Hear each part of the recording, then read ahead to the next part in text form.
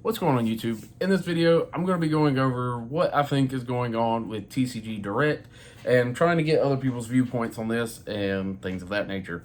So if you don't know what TCG Direct is, the short of it is you direct by TCG Player. You go on there, you order 10 cards, order it straight from TCG. They ship them out in one order to your house, and that's the end of it. How they get their cards in from there is they have sellers that have uploaded lists that need to be updated, and you tell them, hey, just for reference, something I sold recently, I have an ancient brass dragon. They're going to sell an ancient brass dragon out of their collection, and after they sell it, they'll send you an invoice to be like, hey, we need you to ship us an ancient brass dragon, and you'll ship it into them, and as long as you've got the right near mint, LP, whatever you listed it as, they'll accept it, and there you go. It's out of your inventory. They shipped it for you, so you don't have to worry about negative reviews and things because it went from TCG, so it protects your rating, and you won't get bad ratings and things of that nature. So, also, your sales jump drastically through this program, or did at one point. We'll get to that in a second. But your sales jump drastically. You go from, 100, 200 cards in a week to 500, 600 cards in a week because more people buy direct from TCG for convenience factor and things of that nature. Convenience is great, and I understand it 100%, but there are some cons to this program as we're running into right now. Just to point out, TCG Bulk Kings posted asking if anybody's noticed that their orders have been getting either smaller and smaller or anything of that nature. Have their orders been getting smaller and things like that? So that's one person asking this. The other was CNA Games, I believe. Sorry if I got that wrong. He mentioned that their orders have been getting smaller, and he thought it was because they're getting stricter on their grading because they're trying to stay in the TCG program, TCG Direct program, which has made it way harder to stay in it. Now you have to have at least 97% accuracy or you'll get warnings, and especially if it drops significantly, they'll give you warnings, give you time to fix it, but if you don't, then you'll be out of the program. And for a lot of businesses, this is a big way that they make money. Reason being is once you see that spike in your sales, it's really nice, and of course you're going to want to keep it around. But now with this problem, people's orders dropping off and off, they're wondering why. Well, personal opinion that I have is two things. The first is I think that they have too much bulk on hand and they are trying to figure out how to get it out of their inventory to make it easier on their system. More and more sets are coming out every year. Seems like every year you're getting maybe a month break in between something, and even that I don't quite think is true anymore, but you're getting a quick turnover of stuff. So that random common that they're having to sit on in their inventory that in the whole year they might sell 3 of them makes no sense for them to have a hold of and have to ship out. And then they have to find the random buyer that has it to give it to them. Again, it makes a little bit of sense in the way that they're not having to actually hold a huge inventory of this random card that Joe over here has, and they'll just contact Joe and he'll send them the replacement. That's fine.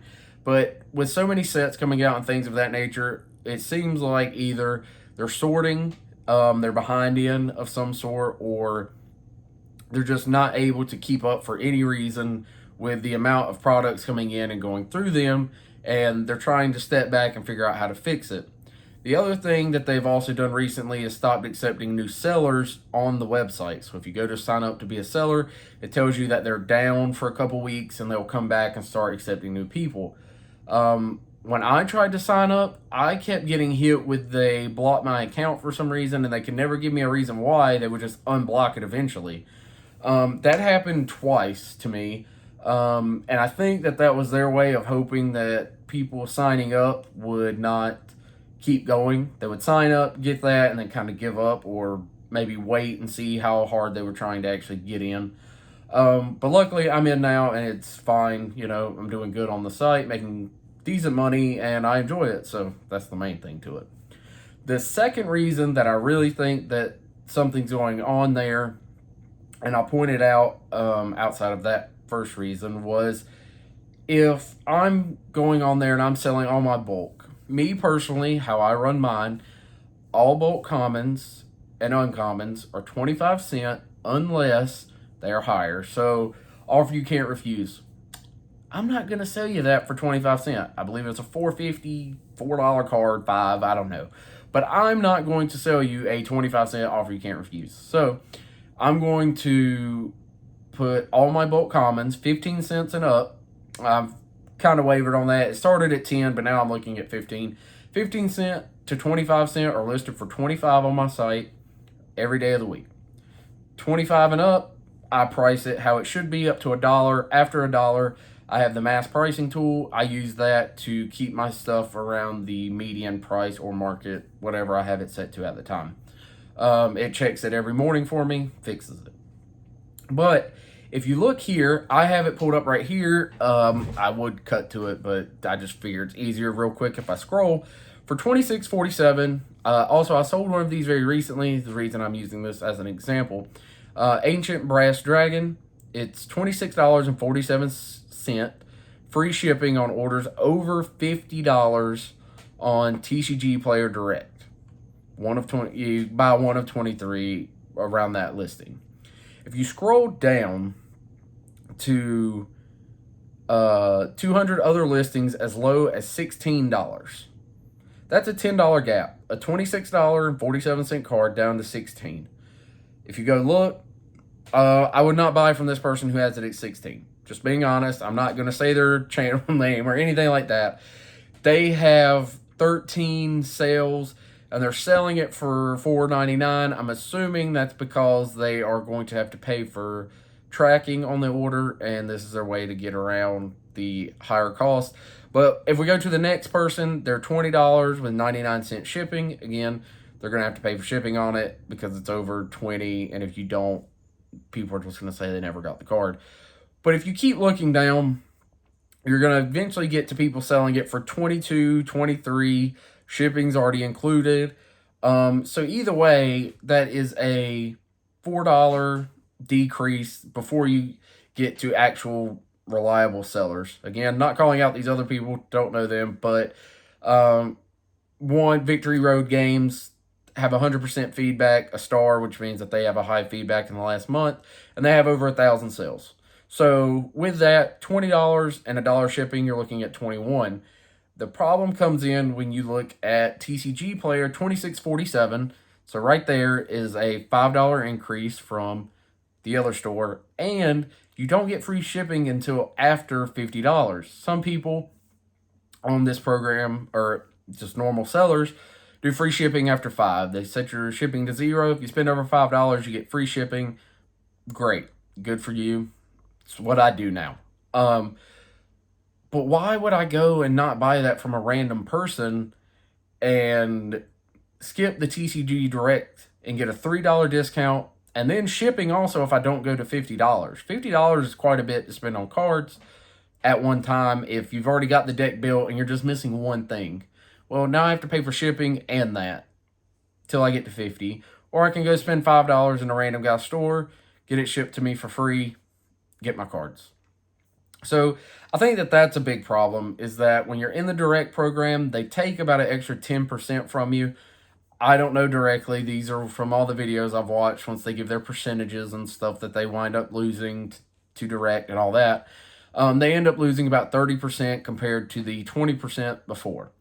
Now, your sales go through the roof apparently, and especially at the very beginning. If you're at the very beginning of your TCG Direct, you're going to sell out of stuff very quick because you have good inventory that is sitting there ready to be sold and will go very quickly.